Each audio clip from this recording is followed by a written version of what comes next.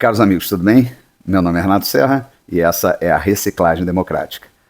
E nós, essa semana, finalmente chegamos aos 100 dias de governo Lula e temos muito o que falar e comentar o que aconteceu na semana com muita coisa aí acontecendo. Eu separei alguns tópicos, alguns assuntos para exatamente expressar a minha opinião, uma opinião que é um pouco diferente do que a gente vê por aí, mas é para ajudar você a formar a sua opinião, né, refletir sobre o assunto. Eu sempre tento me basear em fatos, né, não jogar as coisas para o alto pelo que eu acho, e sim pelo que se apresenta. Então eu peço a você que me ajude a fazer crescer esse canal, principalmente compartilhando esse vídeo, mas também se inscrevendo lá no canal, deixando a sua impressão, afinal de contas, é muito bom interagir com você. Dito isso, vamos aos principais assuntos da semana.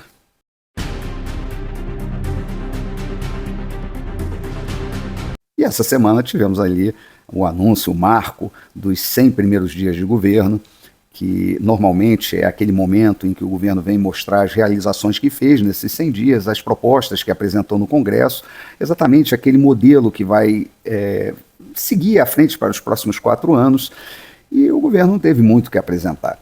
E para quem assistiu o discurso do Lula sabe que a retórica dele é muito bem elaborada e ele consegue transformar as intenções do futuro em realizações do presente no discurso. E foi isso que ele fez. Sem ter o que apresentar, ele fez uma carta de intenções ali.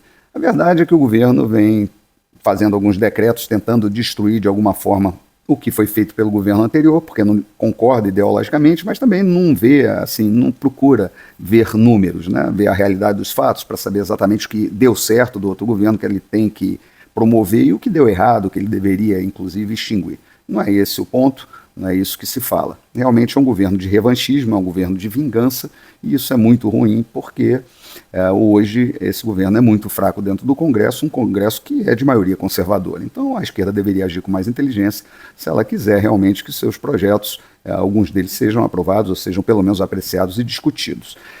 E o que nós estamos vendo é que, infelizmente, nesses primeiros 100 dias já tivemos a primeira notícia aí de uma pedalada fiscal. Tudo leva a crer que aconteceu. Obviamente vai ser investigado. Mas acontece que o governo falou aí durante esse mês que havia ali um superávit não previsto ali de 18 bilhões que apareceu na Receita, um superávit fiscal e tal, papapá. Mas a verdade é que quem se lembra, lá no início do governo, o salário mínimo estava previsto para R$ 1.302 e o governo anunciou um acréscimo de R$ 18.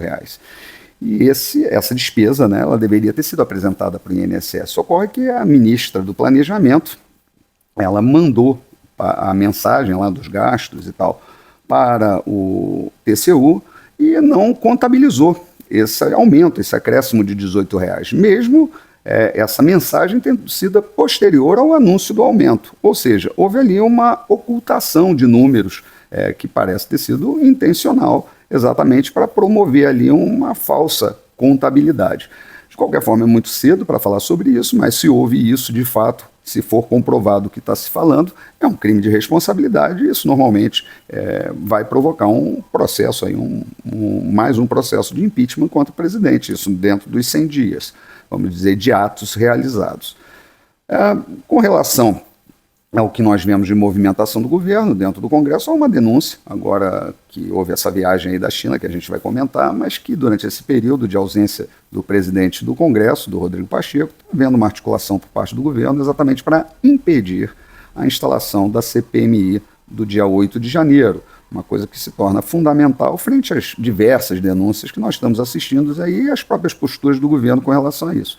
A CPMI é um direito da minoria e a gente espera realmente que essa estratégia do governo, esse tempo que ele vem protelando isso para exatamente tentar tirar as assinaturas e o apoio dessa CPMI, ele não ocorra durante esse período de viagem, mas cabe a todo cidadão aí olhar quem é o parlamentar que ele elegeu, ir lá na página da Câmara, no e-mail, e tentar pressionar os seus parlamentares para que não retirem as assinaturas e que essa CPMI ela possa ocorrer com mais celeridade e a gente poder apurar tudo o que aconteceu naquele ato infeliz, naquele dia infeliz, que foi o dia 8 de janeiro. Bom, essa semana tivemos algumas notícias aí boas. Primeiro, uma queda na inflação, que começa a convergir a inflação para a meta, que ainda não está, mas está indo, né, um direcionamento, isso é muito bom. Tivemos também aí a notícia da queda do dólar, que chegou a menos de R$5 na semana. Para alguns analistas, essas notícias talvez não sejam tão boas, que podem, inclusive, incentivar o governo ao discurso de aumentar o gasto público, uma vez que está havendo essa movimentação da economia. Mas isso não se faz possível. Afinal de contas, né, nós temos um déficit previsto de 140 bilhões só para esse ano, já previsto, né, já jogado no orçamento passado. E agora a gente não tem como expandir gastos. E sim, o que vai acontecer dentro dessa reforma fiscal que está se apresentando é simplesmente um aumento de impostos muito maior do que corte de custos. E a gente vê de cara ali o tal sofá de 65 mil reais que o presidente comprou para o seu palácio e mais uma cama de 41 mil reais. A gente vê pela cara do próprio presidente que não há uma intenção de cortar gastos públicos, muito pelo contrário. Isso a gente faz pelo exemplo, e o exemplo que se passou foi o pior possível. Infelizmente, o ministro Haddad ele já veio com essa triste notícia de aumento de impostos e, obviamente, vai impactar primeiramente na classe menos favorecida. Afinal de contas, as compras abaixo de $50, que são feitas exatamente por essas classes trabalhadoras e tal, eu mesmo compro por esses sites, alguns itens, algumas coisas, geralmente vão ser suspensas, né, vão cair bastante porque ela vai ser tributada. E o ministro Haddad, numa declaração muito infeliz, falou que se trata de tributação de contrabando. Não é isso, não há contrabando ali, existe sim uma previsão legal para esse tipo de compra, né, é tudo feito dentro da legalidade. Pode ser que haja algum outro desvio, mas não é na maioria do que é feito, na maioria das compras que são realizadas lá fora.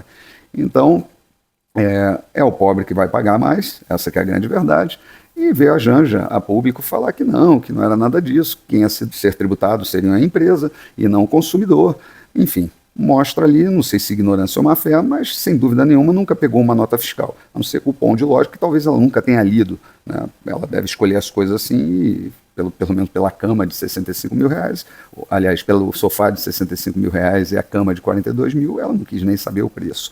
Mas na verdade, se você olhar uma nota fiscal, você vai ver que tem ali o espaço para descrever o produto, o quantitativo, o valor, e lá no pé da nota fiscal tem vários campos ali para botar as alíquotas dos impostos, né? Depois é feito somatório. Então nenhum empresário vai retirar do seu custo o imposto a pagar, ele vai acrescer ao seu custo, essa que é a grande verdade.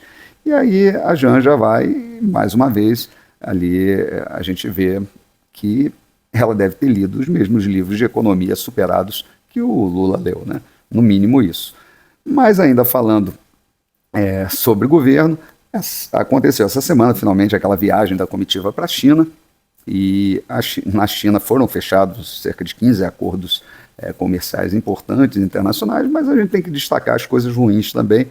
E uma delas foi, eu não sei se é ruim ou é bom, mas é sempre engraçado, foi a posse da Dilma lá na China, na presidência do Banco dos BRICS, em que ela tinha ali um discurso muito fácil para ela ler e tal, e ela no meio do caminho ali resolveu fazer um improviso, e mais uma vez ela se mostrou a Dilma que nós conhecemos.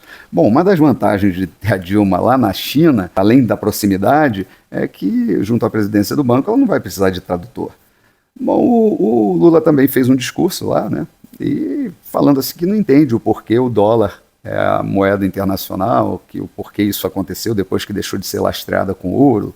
Então a gente não sabe se ele fala isso por ignorância ou má fé, mas eu não acredito na ignorância dele, não. Talvez ele fale para o seu público, mas a gente sabe muito bem o porquê que o dólar é dominante no mundo e o que aconteceu no pós-guerra. E os Estados Unidos conseguiu ser essa potência porque ali a força das armas, né, é o grande garantidor dos contratos internacionais. É ele que bota lá e diz como a coisa vai funcionar. Então foi realmente os Estados Unidos, o dólar não foi simplesmente por ser uma moeda, mas pelo que está atrás dele, né, do dólar. Essa hegemonia é a hegemonia das armas, é a hegemonia, vamos dizer, pela força. Então é por isso que os Estados Unidos comandam o mundo. E você vê aí algumas movimentações, como o caso da OTAN, que ela inicialmente seria um órgão de defesa, né, passou a ser um órgão ostensivo, ele foi se expandindo pela Europa, avançando pelo leste europeu, cada vez mais armado, cada vez mais intimidatório, né, de controle, até que chegou nas portas da Rússia, e o que a gente vê hoje ali é uma guerra, mais uma vez, né, o início de uma guerra entre o Ocidente e o Oriente, onde o palco dos conflitos é o território ucraniano. Mas o fato é que o presidente, né, no seu discurso, fazendo o seu proselitismo ali, ele agradou os chineses, isso que importa, ele fala para a plateia que ele quer que aplauda ele fala o que eles querem ouvir, na verdade. Mas o fato é que realmente está na hora de haver ali uma certa multipolaridade no mundo, né? Os Estados Unidos não podem ser a potência hegemônica que comanda, vamos dizer, o globo. Eu acho que isso é muito complicado. A gente tem que ter realmente um equilíbrio de forças, e o que aconteceu nesse teatro que nós estamos vendo aí hoje da geopolítica é que dois inimigos históricos se aproximaram, que é China e Rússia, e com esse bloco, né, essa remontagem desse bloco, muito provavelmente haverá um equilíbrio aí no mundo. Bom, essa semana também tivemos aí o ministro Flávio Dino, ministro da Justiça e Segurança Pública, que foi lá na Comissão de Segurança Pública do Congresso, e, infelizmente, mais uma vez, a direita não soube se articular ali para fazer uma boa inquirição do ministro. E o ministro ele já sentiu esse desequilíbrio por parte da direita e provoca mesmo, exatamente para ter reações, né, que a retórica se inflame ali, para ele poder, inclusive, sair, né, e dizer que está sendo agredido, atacado. E ele saiu ali da sessão no meio, sob os gritos de fujão, mas a verdade é que eu acho que deveriam se refletir aí os parlamentares o que eles estão fazendo, né, porque parece que hoje há pouca preocupação no esclarecimento de fatos, e sim de se fazer cortes para se colocar nas redes sociais, né? Então cada um quer lacrar ali, tanto na esquerda quanto na direita, falar para a sua plateia, né? Falar para o seu público, dizer aí o cara arrasou, lacrou e tal. A própria mídia, né? A imprensa em si pega isso e acaba repercutindo, né, de alguma forma, esse tipo de novidade, né, do diálogo unilateral, né, o monólogo a dois, né, você divide ali, ficam dois monólogos que não se falam, mas que causam esse impacto da lacração e tocam para frente isso, incentivam, mas isso é muito ruim em resultado. Acredito que tem que haver aí uma maturidade por parte dos parlamentares, exatamente para se chegar a um questionamento que tenha, de fato, resultados e que chegue aos objetivos que se quer, que são os esclarecimentos diversos das questões que estão aí no ar, né, que são problemas que vêm de todo o governo, de todas as áreas, que têm que ser esclarecidos. Bom, e para finalizar, essa semana tivemos aí um episódio lamentável, né, que aconteceu também no campo internacional, que foi lá o Dalai Lama, que numa sessão pública deu um beijo na boca de um garoto e, ainda não satisfeito ali, pediu que chupasse a sua língua. Ora, a grande maioria do público condenou isso, de esquerda e direita e tal, mas tiveram algumas pessoas que foram falar que isso são práticas culturais e tal, que o Ocidente não pode julgar essas práticas porque não conhece e tal. Bom, isso de fato é uma prática cultural, e a gente tem um entendimento muito bom com relação a práticas culturais nocivas. Aqui no Brasil, por exemplo, algumas tribos, na grande maioria, quando o bebê nasce com algum defeito e tal, ou nasce com alguma limitação, a mãe vai lá e enterra ele no pé de uma árvore. Quer dizer, isso daí é uma prática cultural inaceitável, uma prática cultural nociva.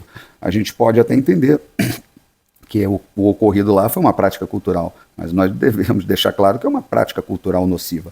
Agora, o que mais surpreende é uma figura como o Dalai Lama, que conhece muito bem o Ocidente, né, conhece o pensamento ocidental, ter feito algo assim é injustificável, tem que ser condenado mesmo, bola fora para Dalai Lama, e aí foram lá escarafunchar o pensamento de Dalai, já que a gente está vivendo um mundo polarizado.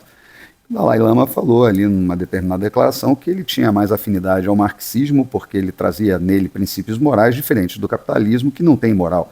Ora, para quem leu o mínimo de Karl Marx, sabe que a moral para Karl Marx, dentro do seu Capital, é apenas uma conveniência pequeno-burguesa, que isso não tem a menor influência no sistema de produção e consumo, na organização social. Então isso daí é completamente desprezível, diferente do que acontece nos pensadores de direita do capitalismo, que tem sim lá suas fundamentações morais dentro dos seus escritos. Então, quando ele fala uma coisa dessa, a gente não pode supor que o Dalai Lama seja um ignorante. Eu não sei que moral ele viu no comunismo, ou na busca de uma igualdade, que é uma igualdade que não deixa de ser uma utopia que provocou no mundo inteiro muito autoritarismo, muita violência e alguns genocídios. Então, bom, o que pensar disso, né? Eu acho que todos devem refletir um pouco sobre o que está acontecendo, mas a gente precisa cada vez mais de equilíbrio e tolerância para o debate público. Bom, era isso que eu tinha para falar para vocês. Um grande abraço e até a próxima.